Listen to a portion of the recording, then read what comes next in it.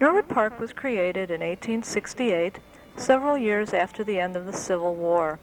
A group of investors led by Thomas Seymour purchased 8 farms, and with the assistance of a creative landscape architect, possibly Frederick Law Olmsted, platted a new village along the single-track line of the Chicago and Northwestern Railway. This new village, a classic 19th century railroad suburb, featured deep, spacious lots and broad, curving streets radiating from the railroad depot. This unique, picturesque land plan and the preponderance of historically and architecturally significant buildings led to the listing of the Norwood Park Historic District on the National Register of Historic Places in November 2002. The new village took its name from a popular 1865 novel by Henry Ward Beecher in which he described a utopian New England village named Norwood. Norwood Park was later promoted as the ideal suburb because of its location, natural beauty, and healthy atmosphere. Early Norwood Park resembled a rural village with unpaved dirt roads and large open spaces. This is the intersection of what is now Avondale and Nina. The building on the right was located across the street from the train station where the Norwood Park home now stands.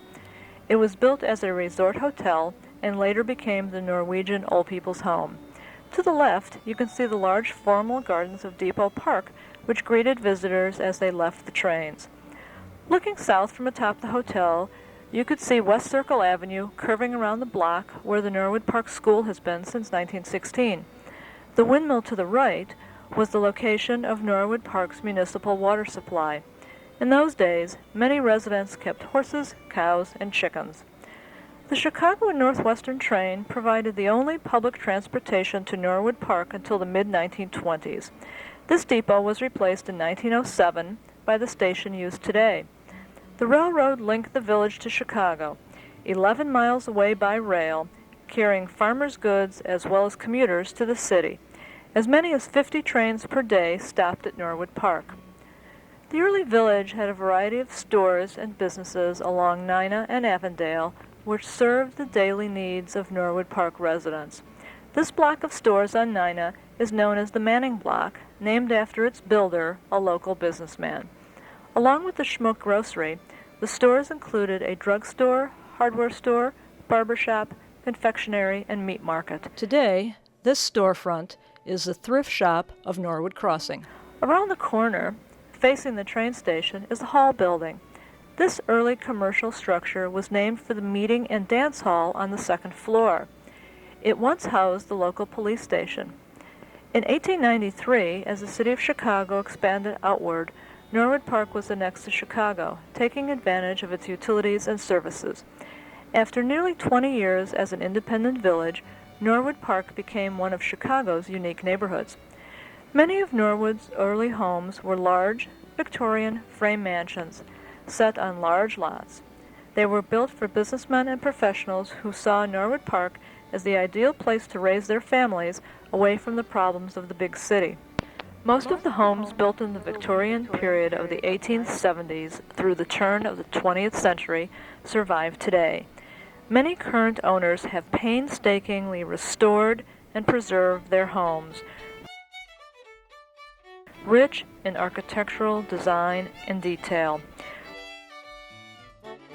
Porches removed decades ago are being rebuilt.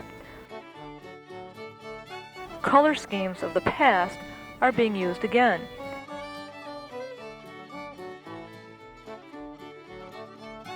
This house was used as Norwood Park's first library. Many homes are being modernized with additions compatible with their original architecture.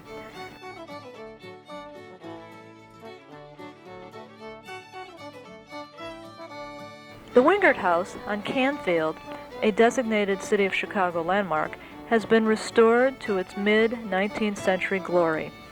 National Register designation provides real estate tax breaks to those who undertake certified restorations. Norwood Park has experienced many periods of growth since the turn of the 20th century. Each period has added new and varied architectural styles and materials to the community.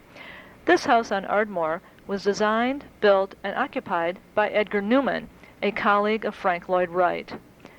The American Foursquare of the early 1900s is a vernacular prairie-style home. This Sears Roebuck catalog house, the Alhambra model, was built in 1922 on Nina. Norwood Park has at least 4 known Sears houses. The bungalow. Many varieties of the bungalow appeared in Norwood from about 1910 through the 1920s. From craftsman bungalows to sprawling brick versions, this one also designed by Edgar Newman. The bungalow represented one of the most popular styles of the time. They are equally popular today. The English Tudor. This Tudor at Ardmore and Newark was built by Norwood Park Bank president Fred Esdor in the 1920s, a prosperous time that is reflected in this home's quality and details. The Georgian. Many examples of the Georgian are found throughout Norwood Park, including these beautiful homes from the 1920s. Since the end of World War II, Norwood Park has continued to grow. New homes were built on vacant lots or in former side yards, filling all available vacant land. This has resulted in a new phenomenon known as the teardown. This is where modest homes, and sometimes larger homes, and even architecturally or historically significant homes, are demolished for new, usually much larger residences. These new homes, built on East Circle and Northcott, offer Victorian appearance compatible with Norwood Park's historic architecture. As you tour Norwood Park today, we hope you will take time to enjoy the architectural treasures we have here.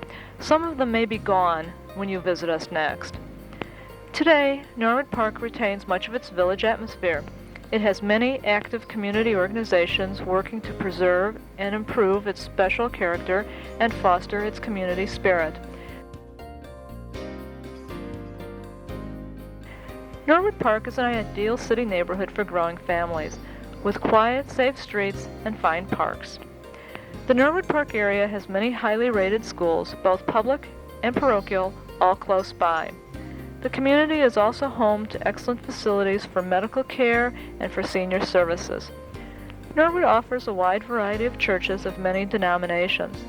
The Meditation Center of Chicago is located on the site of the village's first church, the American Reformed Church. Its 1871 frame structure was replaced in 1962 by this colonial-style building. Today, Norwood Park is served by all forms of public transportation and still offers fast commuter service to downtown Chicago as it did over 100 years ago. A restoration of the 1907 train station began in 2000. We welcome you to join the Norwood Park Historical Society. The Society holds at least 8 meetings per year which feature guest speakers who present programs on architecture, local history, genealogy, or similar subjects. These meetings are open to the public. Members receive monthly newsletters, a quarterly magazine, and other benefits. The Noble Seymour Crippen House is also available for private functions. If you would like to learn more about Norwood Park, the Historical Society's museum is open every Saturday from noon to 4 p.m. Thank you for coming today,